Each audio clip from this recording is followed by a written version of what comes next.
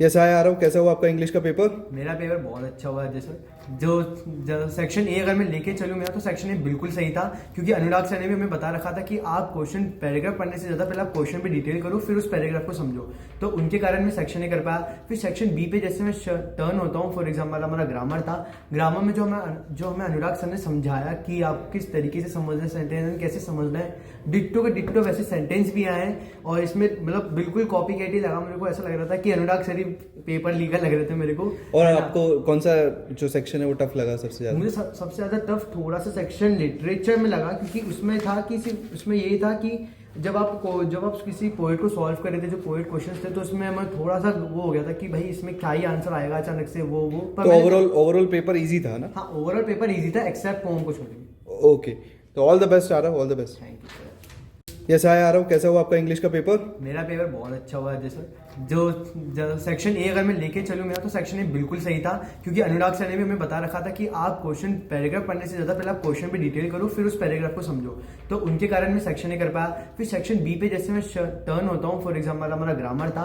Grammar में जो हमें अनुराग सर ने समझाया कि आप किस तरीके से समझना है सेंटेंस, कैसे समझना है, डिट्टो के डिट्टो वैसे सेंटेंस भी आए हैं। और इसमें मतलब बिल्कुल कॉपी कैट ही लगा, मेरे को ऐसा लग रहा था कि अनुराग सर ही पेपर लीकर लग रहे थे मेरे को। और आपको कौन सा जो सेक्शन है वो टफ लगा सबसे ज्यादा? मुझे सबसे ज्यादा टफ थोड़ा सा सेक्शन लिटरेचर में लगा, क्योंकि उसमें था कि सिर्फ उसमें ये था कि जब आप किसी पोएट को सॉल्व कर रहे थे, जो पोएट क्वेश्चंस थे, तो उसमें हमें थोड़ा सा वो हो गया था कि भाई इसमें क्या ही आंसर आएगा अचानक से वो पर तो ओवरऑल पेपर इजी था ना? हाँ, ओवरऑल पेपर इजी था एक्सेप्ट पोम को छोड़। ओके, तो ऑल द बेस्ट आ रहा हूँ। All the best. Thank you sir.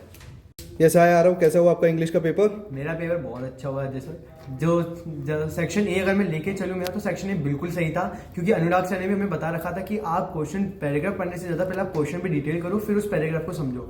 तो उनके कारण मैं सेक्शन ए कर पाया। फिर सेक्शन बी पे जैसे मैं टर्न होता हूँ, फॉर एग्जाम्पल हमारा ग्रामर था।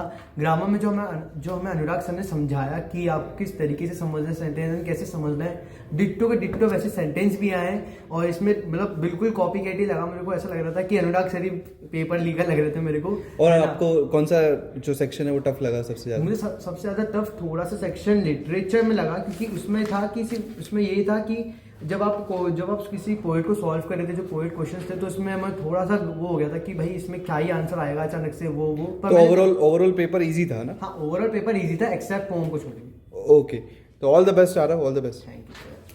यस हाय आ रहा हूँ। कैसा हुआ आपका इंग्लिश का पेपर? मेरा पेपर बहुत अच्छा हुआ है जैसे जो सेक्शन ए अगर मैं लेके चलूँ मेरा तो सेक्शन ए बिल्कुल सही था, क्योंकि अनुराग सर ने भी हमें बता रखा था कि आप क्वेश्चन पैराग्राफ पढ़ने से ज़्यादा पहले आप क्वेश्चन पे डिटेल करो, फिर उस पैराग्राफ को समझो।